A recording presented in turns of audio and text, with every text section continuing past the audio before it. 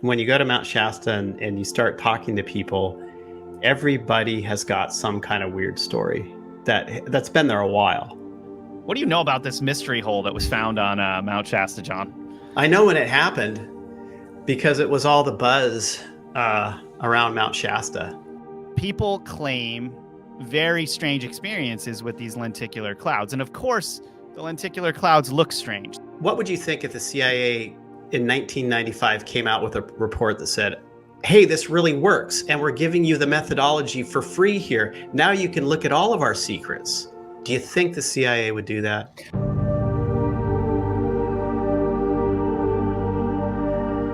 All right, welcome to the Mount Shasta episodes of Metaphysical, which I have to say, I'm pretty excited for whatever is ahead. And I mean, however many episodes that we're going to be shooting, because this subject just keeps going and going and going.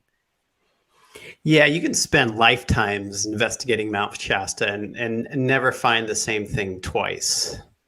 It's crazy.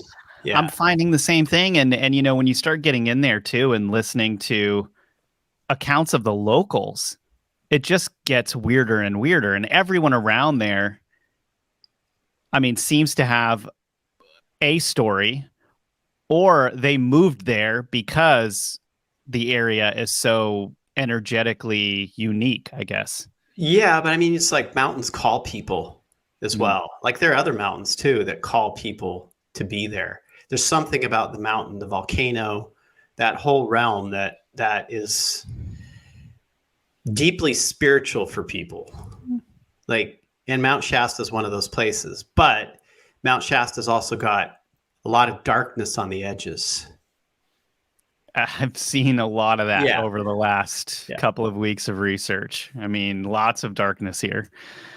So for those of you at home who don't know much about Mount Shasta, we are going to go from the minor details all the way into the craziest claims and or actual experiences of things that have happened around the mountain, going everywhere from it being a gold rush town all the way to very strange tales of immortals and strange lights on the mountain and what those things could be, according to reports that we actually found.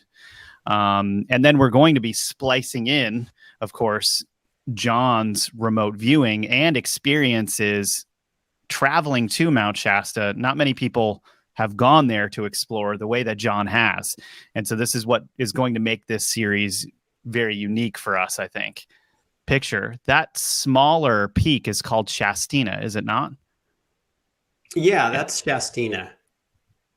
So there's Shasta, which is the large one, and then the smaller is called Shastina. I think it's a newer volcano. Shastina is one of the ancient volcanoes, still considered active, that's in the chain that basically comes all the way up to into the Cascades, where you have Mount St. Helens and Mount Rainier and those guys, Mount Hood. Yeah, so they all share something. Like all these mountains, this whole range actually shares something in common, and that's the energy flow. And that energy flow can be very high, can attract a lot of different beings to it, and, well, have a lot of strange things happen around them. Every single one of these mountains do. So the thing is, Shasta, it's easily accessible. And, you know, it's literally right off the I-5 freeway that travels all up California, all up to Washington State. It actually goes all the way down to Chile in South America. Wow. So the I-5, you know, you're driving on the I-5 and all of a sudden, boom, there's the mountain right there. And then you can take drive a road nearly, I think maybe 8,000 feet-ish, 9,000 feet, and then hang out near the top of the mountain. Wow. So it attracts a lot of people because it's so easy to get to. Now, think about these volcanoes that might be more remote than that, where not as many people go to them, yet you still find stories. Would they have the amount of phenomena that happens at Shasta? I think they do. It's just that it's the people that are recording it. And I think that you're going to find a lot of the weird stuff around Mount Shasta in other locations as well. It's just they're a little more remote. Oh, and when John talks about if a tree falls in the forest, yeah. Yeah, yes. And when John talks about strange phenomena here, that's no stretch of the phrase. I mean, we're talking about sightings of really creepy creatures, UFOs, strange mists, just weird stuff like Bigfoot and more of the positive type of beings, but then mystery lights and also strange missing people cases. There is almost the same way that the Bridgewater Triangle episodes that we did contain all of this bizarre phenomena all around the same place. Shasta is even more so, because you've got, if you were watching some of our last episodes, we very in a cursory way covered Lemuria and Mu and gave you guys a lot of detailed information about these continents that were said to have existed out in the Indian Ocean, the Pacific Ocean. A lot of that has been confused. We went over a lot of those details. Here, we're getting into more of the meat and the substance of those, and it all revolves around Mount Shasta in a really bizarre way. Yeah. Yeah, I know. And when you brought up the mists are absolutely, those are the mists that come in. And there's quite a few stories of these mists that come in are one of the weirdest things that I've come across. The mists are weird. Why, you got to tell me why you think that, because I've been researching, they're very rare. I've been researching mists in different cultures over the last, several months, just because it's fascinated me. And I was surprised to find that the same bizarre stuff around these myths are happening at Mount Shasta. Right. It's like they happen only in very, very specific locations. And then when they do happen, you don't find just one account in the location, you find multiple accounts. Right? It isn't just like a one and done. It's like, well, 4 people have reported on these mists that come in. So that's what I find very bizarre about it, because it's just not something that happens in every single paranormal zone. No, and we're talking about, when we say strange mists, for everybody at home who's listening to this or watching, we're talking about folks going for a hike and the sky couldn't be clearer. It's sunny, it's beautiful. You're on a hike, and all of a sudden, this bizarre mist comes in, hanging very low to the ground, that is very dense, and it just kind of comes in. And then you're talking about reports of this mist getting close enough to animals where the animals start to sprint away from the mist, and then they're standing there, the mist catches up to them, and the animal starts convulsing on the ground. What is that? Is that a mist? Like, what is that? It's ectoplasm. It is. Batman, what happened? Are you okay? He slimed me. It is ectoplasm. I mean, it's but it indicates that there is some type of life to the mist. And my entry into researching mist was when I started to research strange creatures in Chinese culture. And strange creatures in Chinese culture, they're a whole subset of bizarre cryptids that they have over there. In fact, there's much more sightings. You and I have talked about this of foxes than there are of like Bigfoot or anything else. Like you're talking about beings like foxes or snakes that are like taken on the form of a man, and then they're going back and forth from being that object, or sorry, that snake or that animal, to a person. And throughout history, there's loads of examples and stories and their legends about this. Foxes with 3 tails, foxes that obtained so much energy that they could end up transforming themselves into a person and weaving themselves into society and then taking advantage of people. And this is why people are so afraid of foxes in Chinese culture. I'm talking about ancient Chinese culture, not necessarily people living in Beijing now. The overall name for these types of creatures are called the Yao Guai in Chinese. And if you start researching the Yao Guai, you'll start finding stories of mist that is alive. and it's unclear whether this mist could be good or bad. Some of it could be, but it's very mysterious and mystical, whatever it is. And we're talking about like mists that come in out of nowhere and do things, or sometimes the mists are there to veil a divine being, like a dragon or something that is in the area, and sometimes it's something else. And so we're seeing now the same accounts of these things over in Mount Shasta, right? Right. Yeah. It's pretty nuts. And the fox thing is interesting too. It's like, it's so cultural. I remember when I was living at a Zen center, it was like a Japanese style of meditation, Zen Buddhism. Yeah. And it was all koan based. Koans are these sort of like riddles that are given to you that you can't answer with words necessarily. Yeah, they don't have any ponder them, logical meaning to them, and you can't figure them out logically. You have to go deep inside yourself. But one of those was something about this one koan that was something about you've attained a certain level of enlightenment, but you've done bad deeds in your life. So you have to live 500 lifetimes as a fox. What will you do? How will you live? And so when I heard that koan, I was like, a fox? What? I mean, really, like, what's the big deal here, for one thing? But, it, like, going into that koan and understanding like the cultural references to a fox are like, that's a bad thing. Culturally, that's a bad thing to live 500 lives as a fox. Yeah, they're shysters, right? Right. Sneaky. Right. Yeah, and so, speaking of Japanese culture, Asian culture too, Mount Fuji is said to be the sister sacred mountain to Shasta.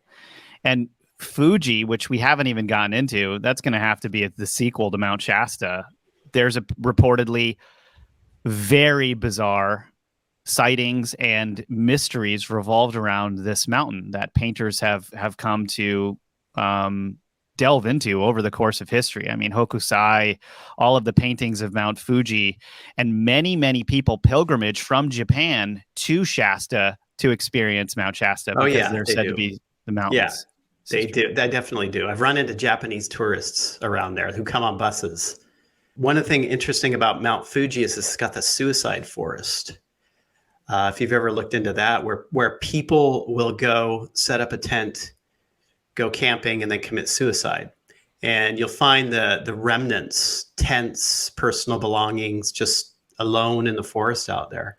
This is not meant to sound ignorant, but being aware of the Japanese culture, when one feels dishonored or they've done something dishonorable in the past, of course, they would perform harakiri.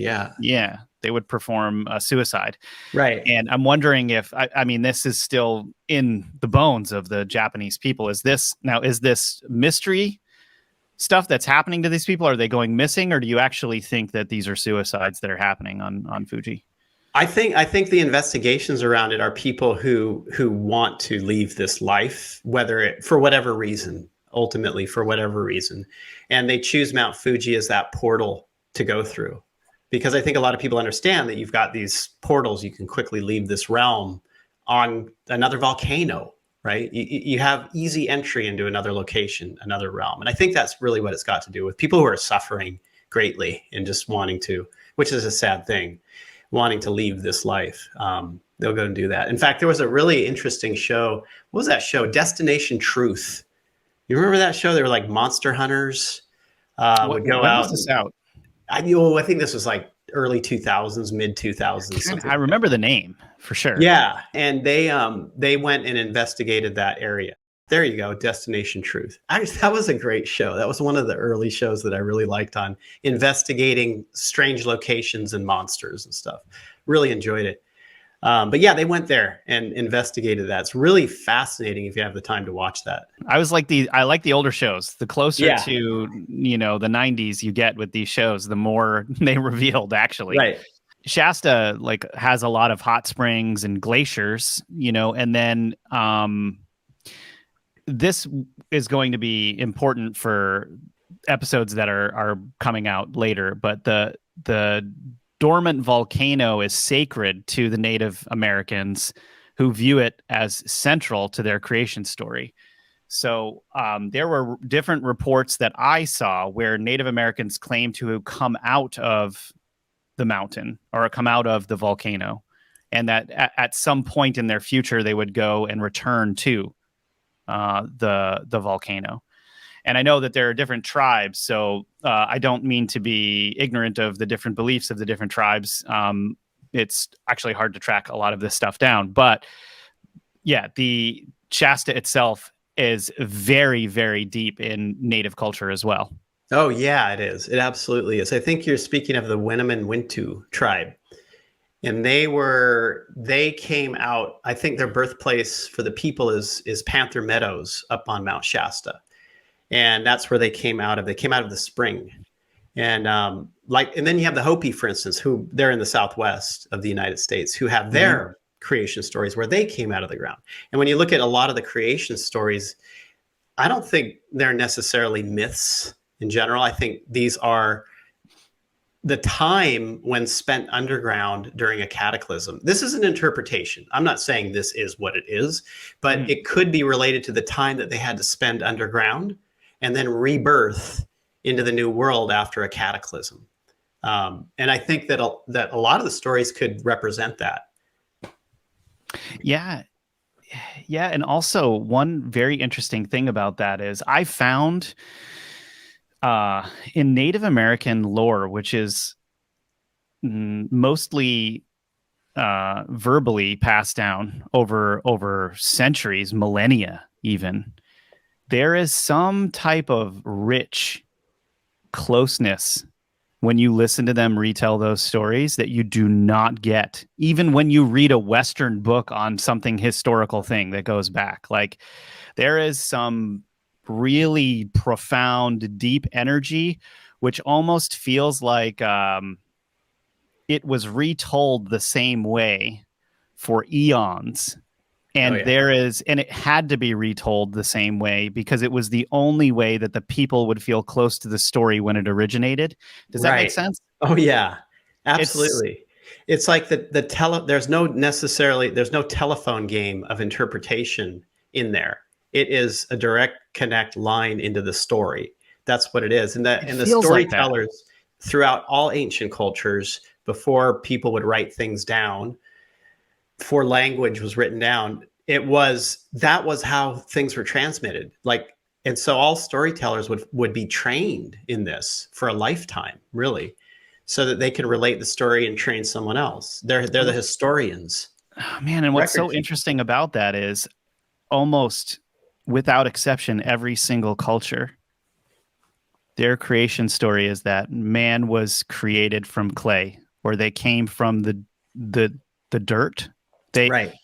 And you're hearing the same thing in Native American lore, that they're remembering the time when Native Americans were made. Right. And it matches every other race. I mean, in China, which is thousands and thousands of miles away from every Western culture, Nuwa created Chinese people from clay. Right. It's the same thing over and over. Every single time. And it's like, and then everyone now is like, oh, these are just old stories and stuff. But what's the mathematical probability of every single creation story coming from the same place? Really think about that. I know. There's 0% chance that could be unless there was some truth to it. Right. And that's what's so bizarre about researching all of that stuff, right? Yeah. Why did we go from Lemuria and Mu, Helena, Blavatsky, Churchward, and all of that stuff, all the way down to Mount Shasta? It's because the meat of the Lemurian legend actually lives within all of the strangeness going on in Mount Shasta. We've got, reports. The legend is that some people from the lost civilization escaped to Mount Shasta before a global catastrophe. And in this whole series, we're going to be getting into the roller coaster of information around this. And there's a lot. There is a ton. Like if you investigate just a little bit on Mount Shasta, it's pretty much endless. And you find that there are so many people, that make these claims of having some experience on the mountain. I'm talking positive more on the positive side, because you kind of have two camps when it comes to Mount Shasta. And so this positive side, these are people who are talking about the personal experiences that they've had on the mountain with Lemurians specifically, which is kind of interesting. And, I'm of the mind that where there's smoke, there's fire, ultimately. Agreed. So I listen to these stories. I mean, some of the people, just could be making stuff up, but, I don't know. Whenever there's anything like this, you're going to get those opportunists jumping in to look or appear cool. They want to fit in, whatever it is. They make some stories up, or they want to go viral even now. Right. Or, have some fantastic claim, some sensational news. Mount Shasta was, for those of you at home that don't know this, because the history is really important, it was a gold rush town. Gold was discovered near the site that would become Shasta in the spring of 1849. And it was one of California's busiest towns during the gold rush, and sparked a second gold rush within California as miners from California and Oregon flooded into the newly discovered Northern California gold fields. And it gets weirder here. So the initial settlement was known as Reading Springs, I guess it was pronounced. And it was a tent city of over 500 miners and merchants by October of 1849. In 1850, the settlement's name changed to Shasta and was often referred to as Shasta City. And this is crazy, but over $100,000 in gold dust passed through the town every week. Yeah. Yeah, it's a lot of gold. There's still a lot of gold up there. Still a lot of gold. Yeah, and people are still looking for it. Oh yeah. Yeah, I've known some of those people. And just so everybody knows, there's serious repercussions for finding gold or Indian artifacts, but people still go there at night. Oh yeah. Most of the land has got a claim on it, There's you can't jump claims either. You have to be really careful, like really careful. I used to go panning for gold when I was living in Arizona. I used to go 4-wheel driving out to these creeks and stuff and pan for gold, but you have to be careful if somebody has a claim on that site. You got to look for signs of the claim. Otherwise, you can get shot for jumping a claim. Yeah. That's serious danger there. So actually, before we go on to talking more about the prospecting and repercussions and stuff like that, there's a Shasta ghost town that maybe a lot of people aren't aware of. Shasta was said to have 9 cemeteries by 1855 due to fatalities from accidents, violence, disease, and conflicts with Native people. So there's lots of cemeteries up around there from all the history from the gold rush, etc. And here's the ghost town here. It's what is it, Bullbaker? Redding City. So it's about located less than 5 miles from Redding City there. Oh man, you find tons of ghost towns all along California on the eastern side of the Sierra Mountains in general. It's a cornucopia of exploration, and you find all these old cemeteries outside these ghost towns, and it's like they're completely, utterly forgotten. It's just incredible. Like traveling up the Sierra Range on that eastern side is one of the most spectacular things. It's just like Expedition Central, really. If you can't find ghosts, monsters, whatnot, just go to a ghost town. Go to one of the cemeteries, because they're gonna be there. That's awesome. So yeah, people still seem to be digging for gold over there. In 2015, the former mill superintendent for Shasta County's gold mine was sentenced for environmental crimes to 6 months in prison in order to pay $107,000 basically in restitution. When you're mining gold, there's definitely an amount of pollution created from the substances that you use to mine the gold. And I think, at a certain point, if you're not circulating these materials, people will try to hide them in old mines or something like that. And he got caught, basically, and sentenced. So this can definitely happen. So gold prospecting, you can actually still prospect. You have to be really careful, like John just said, though. So the biggest challenge for prospectors is what John just said, which is actually finding open ground with gold that you can prospect on. And California probably has more gold-bearing ground than any other state in the United States, but an extremely high percentage of it is already claimed.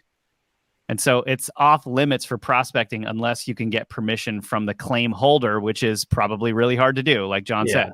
Yeah, absolutely. I had some friends who had a property somewhere near there, and they had a river that ran through it, creek that ran through it, and their intention was to basically prospect that river that ran through it, and so they were there, maybe like a month out of the summer, 2 months out of the summertime, and every time they'd go there, there's evidence of somebody else who jumped the claim, always. So it's a big thing. Yeah. And I mean, it makes sense because it's like, who doesn't like, did you that picture that Lindsay just put up of a quarter next to all of that gold in there is probably like, that's a lot of money. That's like a couple $1,000s at least. Well, if you're looking at like, how much is it these days? $1,700, $1,600 for an ounce. That's a lot more than 1 ounce. Yeah, it's a lot more than 1 ounce. You're right. Yeah. That's a lot. So like if you're finding this stuff, you're going out there, you're putting in the legwork, you're finding gold, and then it's like easy money, right? I mean, yeah, makes sense. Okay. So yeah, the mystery hole. What do you know about this mystery hole that was found on Mount Shasta, John? I know when it happened because it was all the buzz around Mount Shasta. Because I was going there quite a bit at that point in time. So yeah, I know when it happened. Then we even looked into it. This is around 2009, right? Yeah. Yeah, this is weird. So 60-foot hole in the side of Mount Shasta was dug in secret on National Forest property in 2009. And the Forest Service deemed it an illegal safety hazard and basically immediately and then filled it. It was 15 feet wide and 60 feet deep and included a wire above connected to 2 trees that had a pulley mechanism on it. Some nearby trees have been marked with paint, although that faded over time. Yeah, that was like the whole question around that was non-conventional, really, because the people that I was talking to, they didn't really care if the people were looking for minerals or gold or whatever. They were more interested in if they found some kind of alien technology or like maybe some hidden giant relic or something like that. For us, it was like, we remote viewed that, and it was literally they were looking for minerals, gold. So there was something, silver. There was some, silver. They were looking for those types of things, and they had some kind of an idea that they would find it there based off of their information, based off of equipment. So they dug a big hole, and it actually disappointed a lot of people because it was not an alien artifact. And I don't know if they found anything or not. It didn't actually matter at that point. They wanted it to be, they wanted it to be juicier. Right. Yeah. So that was just, That's where remote viewing, I assume, gets pretty funny because a lot of people are always expecting the best, and then they're not always getting back the answer that they want. Right. It's like not everything is something. I try to remote view things that are something. I always want to remote view things that are something crazy, but it's not often that way. Right. Yeah, John, why don't we just remind people what remote viewing is so that if you don't know what remote viewing is, it was developed in the early 1970s. Basically, CIA funded the development of a process in which to turn psychics into spies. It's basically getting non-local information in a very controlled manner. Non-local meaning it's not like in front of you. Your 5 senses can't detect it. So it's using psychic functioning in order to see things that are outside of your own 3D physical space, let's just say. That was well, you can see anything from the future to the past to something on the other side of the earth.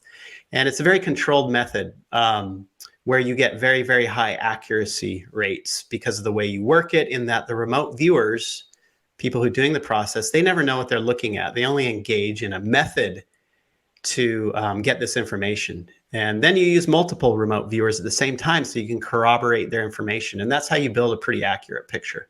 And they use this method still, right? Even though they say it was declassified in 1995, only an aspect of it, only a program called Stargate was declassified. Beyond Stargate, remote viewing continued and still continues to this day. It's cheap intelligence. You have to think of it that way. And it's been vetted. The process has been vetted and it works. Well, and there's some haters out there who say that, it's been disproven. They said they didn't find anything. They're coming from the CIA's error report. Look, here's the thing. What would you think if the CIA in 1995 came out with a report that said, hey, this really works, and we're giving you the methodology for free here. Now you can look at all of our secrets. Do you think the CIA would do that? Honestly, and if you talk to any ex-military remote viewer, they will tell you the complete opposite story. And I've been a 25-year remote viewer professional serving many people with this, and yes, it works. And anyone can learn it. So no, people who hate on it have absolutely no idea what they're talking about. That's all there is to it. Theories were that this hole was related to the Lemurian civilization living in the city of Telos underneath Mount Shasta, which we are going to get into. As John said, they were just looking for gold here, but we will be getting into many stories about the Lemurian civilization and all of those things. So this Wintu tribe, who's indigenous to the area, just so everyone at home knows, is actually really worried about overzealous visitors trashing Mount Shasta. This has been a big issue over the last 20 plus years. So people can be fined up to $20,000 and imprisoned for up to a year for taking arrowheads, human remains, and artifacts without a permit. There's a documentary, actually. A documentary about the hole was going to be made, but production was pushed due to the pandemic. Yeah, there's a lot of weirdness that goes on around that mountain as far as people trashing areas, seriously trashing areas, sacred sites, spray painting, stuff like that. I mean, really? Oh yeah. Even spray painting? Like I could see. No, I looked like, okay, so I went to this one area that was a sacred location, a sacred site, where there was a portal kind of thing going on, energetic, shamanic, and people would hike along it. And one day I went there was nothing there. It's all fine. Like there's no markings on the rocks or anything. The next time I go there, some people had decided that they were going to spray paint all over the place. So they tagged it literally, like tagging this whole area, the stones, the portal, literally the portal with I don't know, whatever people tag in inner city. Like graffiti? Graffiti, literally graffiti. Did it look like graffiti, or did it just like that look like them marking their spot or something? It was like gang graffiti is what it looked like. I mean, I don't know what that is or isn't, how to read it, but it looked like gang graffiti. And ever since I've been there, like people started to do that when they saw that happening there. So once somebody starts doing something to a place like that, then other people follow and go, oh, okay, I'm going to do this here because someone else did it. It's very not cool. Yeah, that makes sense. I mean, if I was a local, never mind if I was a native. If I was native, that would infuriate me. It's devastating to see. Yeah. You're destroying, like, it's their sacred land. Not just that. It's okay. I mean, some people may classify it as like, well, what did ancient people do? They went and they carved on rocks, animals and stuff. So I can go there and tag anything I want because I'm a person expressing myself in this modern time, which, hey, maybe there's some viability in that. I don't know, but it's a totally different thing. Yeah. totally different thing. So I don't know. It's not cool. I hate seeing that. When you go to an area called Pluto's Cave near Mount Shasta, it's completely tagged like you wouldn't believe. Like this is a lava tube that goes in, and this is one of the situations with Shasta, because it is so accessible off the I-5 freeway that you get just about anybody and everybody who's going through that area at one point or another, and they can easily jump off and go ahead and do whatever they want out there. And a lot of people don't do good stuff. In fact, in Pluto's Cave, you'll find a lot of what appear to be satanic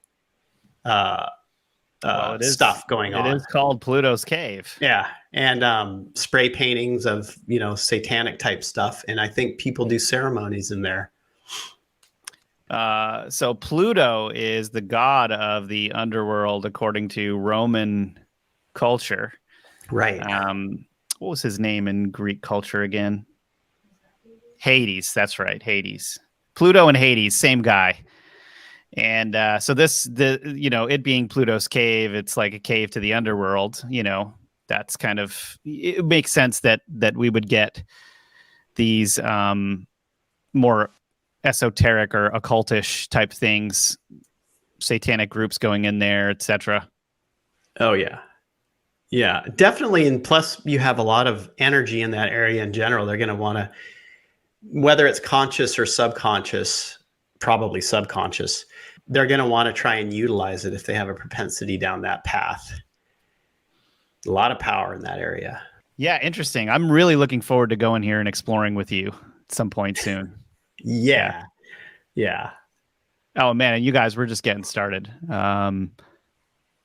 And I really, this next thing that we're going to talk about is one of the more bizarre things that Mount Shasta is known for, and that is the lenticular clouds. So what's so strange about the lenticular clouds is that they generally form around mountains. It's true. Like mountains in general can create a situation where lenticular clouds are more likely to form. But Mount Shasta, bar none, has more examples of lenticular clouds happening in or around the mountain than anywhere that I've researched easily. And people claim very strange experiences with these lenticular clouds. And of course, the lenticular clouds look strange. So a lot of scientists just blow off the claims with science, just being like, look, it's totally natural that these form here. Here's the recipe of things that create lenticular clouds. And the lenticular clouds will hover over or around the mountain or even hug the mountain for sometimes days and don't move. And people claim that UFO craft are hiding within the clouds, and they're using the clouds as a sort of, camouflage between going inside and outside of this mountain. There's been lots of people seeing craft come out of the mountain. They've seen hooded figures coming in and out of the mountain from below, even with telescopes and things like that. What do you think? Have you experienced lenticular clouds yourself, John? And do you have any stories around that?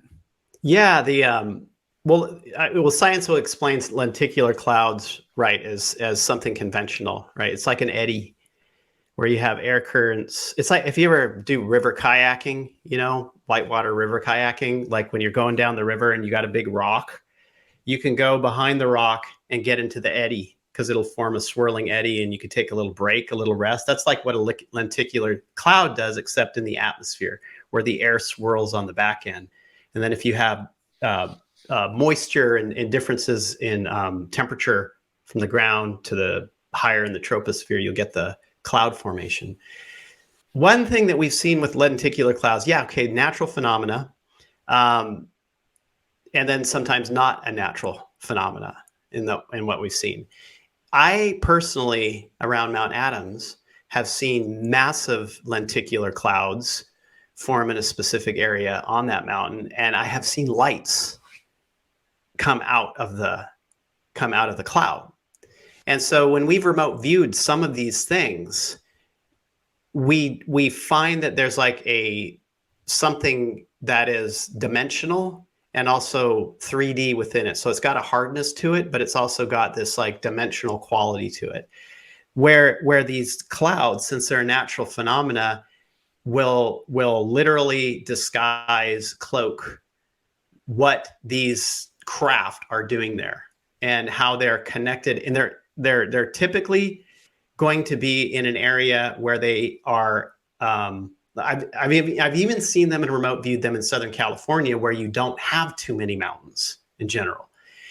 They're usually doing something that is connected to some type of activity underground, is what we've seen in our data, where there is a connection point between them and some other race or something going on underground. Transferring, like sometimes we've seen that there's been this transfer of, you could almost call it supplies from what's going on from some ship in a cloud, like a very large ship, to whatever is underground that they're sending it to. And so Mount Shasta, since it's got so many of those, and we've looked into some of those, they're literally this cloaking device. Now they'll happen naturally and they'll be taken advantage of, or they'll be created, literally created because of the vortex. And think of a vortex too. A vortex is usually one of those things that is considered a portal, right? And so you get the vortex energy, you get high electromagnetic frequencies occurring within them. They could probably even be measured when they happen, the amount of energy coming out of them as far as electromagnetic energy goes. EMF, DC voltmeters, in fact, can read electromagnetic type of energy coming out of vortexes. So, that you got that aspect as well. It's like they almost create their own little portal, or they do create a portal for something. Wow. To come through. So the lenticular clouds themselves, and I mean, clouds are of course like known for carrying. That's how lightning is developed, right? It's like electromagnetics and stuff. Static electricity. Yeah, totally makes sense, especially if you understood how to harness that. Like the way I look at this too is, if for some reason let's say there's an extraterrestrial race here and they're not allowed to interact with human beings for whatever reason, or they're doing things that are under the radar and they're under the ground. Well, how would you transfer materials? I mean, you're going to use a natural phenomena that could be written off by people as being a natural phenomena, and then hiding what you're doing within that, right? That's exactly what it is. Exactly. I mean, it's not all of them. It's not like every time you see one, it's like a UFO hiding in there, but a number of them are. Yeah. But there's a chance. There's a chance. There's a chance that don't throw rocks at lenticular clouds, guys. So, and you brought up Mount Adams, and for everyone that doesn't know, Mount Adams is higher up in the Cascade Mountains. And John was talking about there potentially being a connection between the Cascade Mountains, Mount Shasta being on the southern part of the Cascades, Mount Adams being more north in Washington State. Lots of strange phenomena, actually arguably similar and even more fantastic in some cases phenomena at Mount Adams than even Shasta. So that area is a hot spot. We've talked about it on previous episodes of Metaphysical. You should totally check out. Actually, I'm not even sure which episodes those were, but if you're a fan of our show, you've been listening and you've heard us talk about it. Lots of strange stuff happening over there. The official explanation of these lenticular clouds, just to kind of wrap that part up, is that, they're clouds are a visible sign of mountain waves in the air. Now, these waves can be present beyond the clouds or may exist even when no clouds are formed. On the ground, they can result in very strong gusty winds in one place with still air only a few hundred meters away.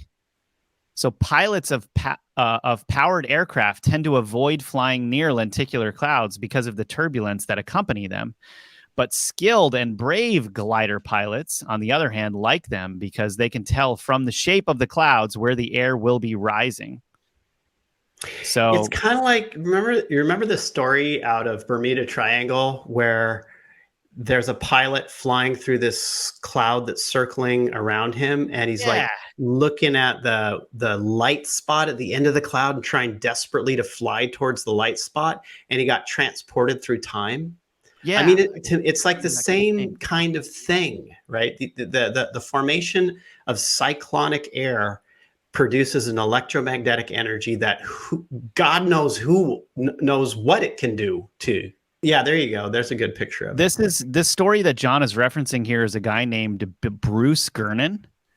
And basically, December 4th, 1970, normal flight from the Bahamas to the coast of Florida would have taken about 1.5 hours approximately. Bruce took off the land, and as soon as he reached 1,000 feet, he saw a small black cloud, which kept growing bigger. So Bruce is an experienced pilot who flew through the cloud and came out from the other side. But then at about 11,500 feet, he saw another mysterious black cloud. But this one was massive. There was no way around it. As he got out of the first one, he took a deep breath and went into the cloud. To make a long story short, Bruce was astonished that he didn't believe it, but when he came out of the clouds, he was on top of Miami, and it had only been 47 minutes, and his plane couldn't go faster than 180 miles an hour. So it would have been physically impossible for the plane to have taken 47 minutes to get from the Bahamas to Miami. Time dilation. Here we go again. Yeah. Yeah. Man, this is the thing. Like, so you're talking about a natural phenomena that can do things. And then when you have an advanced culture, for instance, anti-gravity type, who've developed that sort of thing, they can utilize the natural phenomena that occurs, amp it up, and then use it forever, whatever they need to use it for, right? So that is, I mean, we're going down a path here with this that is pointing towards something very, very significant happening in Mount Shasta. And those things that are in the sky are connected to the things that are happening in Mount Shasta. What blows my mind so much about this, you were talking about like the vortex that, these lenticular clouds can create, and there being a potential communication almost with whatever's happening up there and the ground. Well, we're just bringing up Bruce Gernon and his experience, and he's traveling through a tunnel of clouds, and we're talking about electromagnetics that are altering time space within the clouds potentially. I don't know. I'm trying to theorize what's going on here, because it looks like from all the research that we've been doing, I think one of the biggest lies we've been told is that electromagnetics are just electricity. It's just, it creates energy and all of this stuff. But it's like, no, Tesla and these guys in the early 1900s saw something in electromagnetics that other people didn't. And they were using them in ways that people are not using them now. In fact, Science is telling us the only way that gravity or time can be displaced is by a gigantic mass, which electromagnetics wouldn't be able to produce. But Einstein's theory of relativity and electromagnetics are two completely separate forms of physics, from my understanding, that can be used for different things. And we don't completely understand all of those. Right. So who knows what was going on in that tunnel with Bruce Gernon, and then who knows what's happening in those lenticular clouds and how they're channeling energy.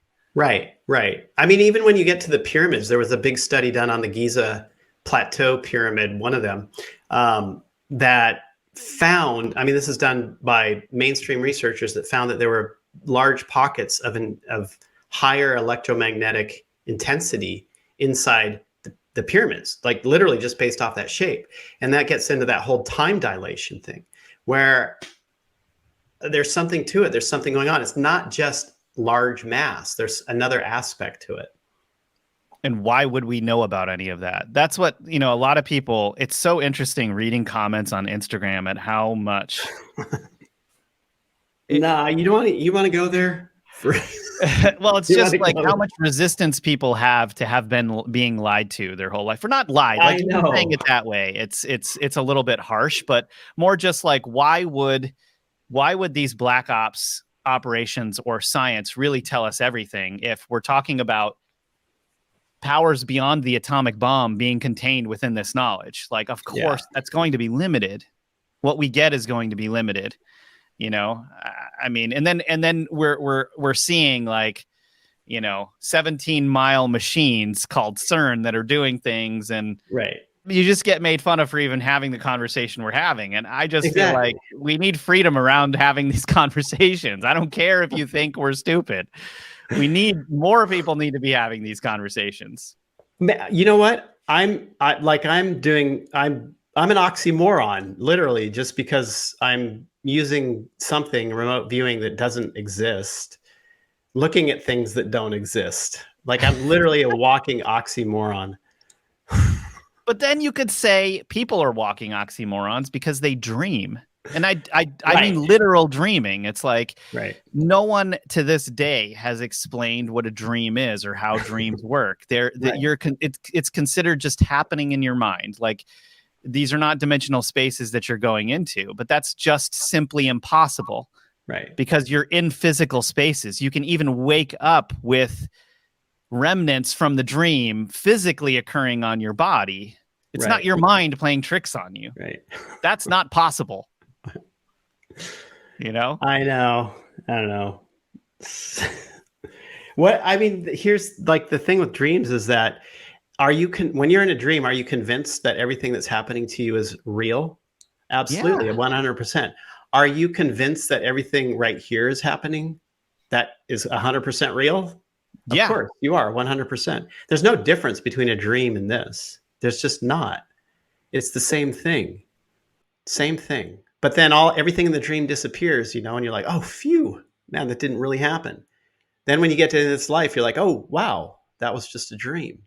Everything goes away. Everything, even the worst situations you can ever conceive of, go away, whether it's a dream or here. How many times have you woken up from a dream, looked around and been like, oh my God, I'm so glad that isn't real? Right. That happens to me probably. Like, I don't dream very much, but like maybe once a month or once every other month, I'll wake up and I'll just be like, oh, phew. Yeah, that didn't happen. Exactly. Like, it's like the most relief you have. Like, you wake up like this and then you're like, ah. Right. Right. It's such a funny feeling, you know? I know. Okay, so speaking of UFOs, there have been a lot of UFO sightings around Mount Shasta. So there's a local sheriff who says he's seen weird things on the mountain like UFOs, but doesn't know if they're aliens or not. Of course, why would a sheriff say anything too specific? But I think who was he being interviewed by? Wasn't it Kesha? Kesha, you know Kesha, she's like that singer. She had, you might not remember her name. She was kind of real famous early, was it like 2010, 12? Anyway, she kind of was really interested in this type of content, and she ended up traveling over to Mount Shasta, even had an interview with one of the sheriffs over there. And she asked him point blank, you know, here it is. It's produced thing that they had. There she is. So she ends up, you know, talking to the sheriff and having some experiences over there. But yeah, he admitted, like everyone who's over there, what's so strange about this is she's talking to the sheriff, asking him questions, and everyone over there seems to have some type of story of something that's happened in the Mount Shasta area that they can't explain, but no one really wants to talk about it for fear of getting made fun of, right? And which makes sense. I mean, look at all of those Dogman interviews that you see on the Dogman Encounters YouTube channel. I mean, everyone's hiding their true identity because if they talk about it openly, it's like everything's going to come down on them. Like, this is the world we live in. We can't talk about things or else you're considered crazy, you know? Yeah, exactly. And that's the thing that I found too, is that when you go to Mount Shasta and you start talking to people, everybody has got some kind of weird story that's been there a while. I remember this one story, like that came out of McLeod, which is just south of Mount Shasta, just on the mountain, where a bunch of witnesses claimed that they saw a big, huge jellyfish type structure. I heard about this. Flying through the sky. Many witnesses. You know, you're talking about extremely bizarre things. This is not conventional stuff. This is like way out there, way out there. No, just, I mean, if we just take a step back for a second and think about what it would be like seeing a jellyfish-like substance in the sky. I mean, you think about what one of these like glowing jellyfish look like when they're slow-mo moving through air, right? Yeah. Or moving through the water. Imagine that in the air. Right. And this is what people were seeing. And it wasn't one person, you're saying. It was multiple people, right? Multiple people, yeah. And this Smithsonian Magazine article here. Yeah, great. Thanks, Smithsonian. I'd love to. There it is. Look at this. Well, those are sprites. That's an atmosphere. Those are sprites. Phenomena. Okay. Yeah. Still looks like a jellyfish. That's not. Well, but this is what the Smithsonian and mainstream explained it as. Well, but there is sprites. Okay, so the mainstream explained it as being these sprites, but there is footage of this jellyfish sighting that was seen over by Mount Shasta, isn't there? I don't know if there was footage. I thought I saw multiple witnesses some moving photos of this somewhere. Really? I thought I did, and I was in a rabbit hole on Mount Shasta this last couple of weeks. I saw so many things that it's like as you're talking, you're reminding me of some of them because there's so much of it. But yeah, I think there was some caught. There was some of these strange, even if it wasn't that particular incident, there were some of these strange incidents that were caught on camera, and they're very, very bizarre. And I remember very clearly this jellyfish thing that people found. Well, you guys, if this conversation freaked you out or blew your mind, we're not done yet, because we're about to start talking about Bigfoot and strange creature sightings as well. Okay, that's all we have time for today, guys, but there is so much more that we found, and we aren't going to stop until we've brought you all the most amazing information we could find that nobody else is talking about. Thanks for being with us today, and we hope you thought this show was as out of this world as we did.